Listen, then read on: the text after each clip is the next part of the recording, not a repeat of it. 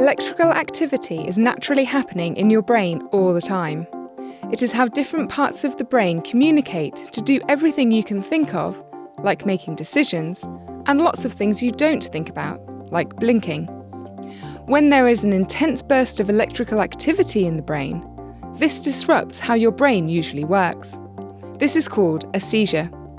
If you have several seizures and the doctors think you will have more, you might be diagnosed with epilepsy. Epilepsy is a chronic neurological disorder that affects around 1 in 100 people in the UK.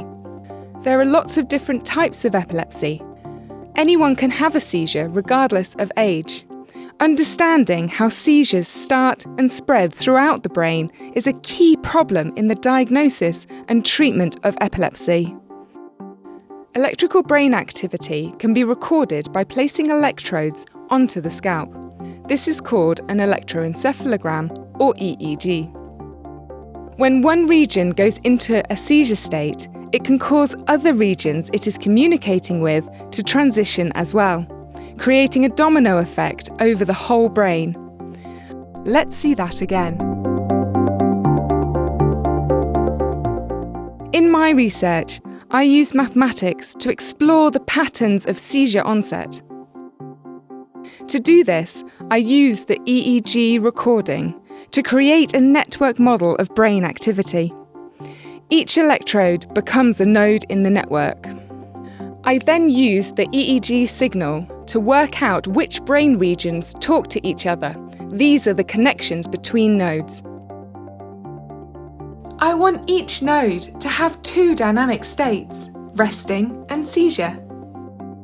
I represent each node by a mathematical equation that encapsulates both states. Connections to other nodes, as well as other small influences from inside the body, cause a transition from resting state to seizure state. I simulate the network model using a computer to see how likely it is to transition into a seizure, where it starts and how it spreads. I explore how the model simulations respond as I change connections in the network and the excitability of the nodes. Each node is also influenced by and influences the nodes it is connected to. Different types of epilepsy give different patterns of seizure onset.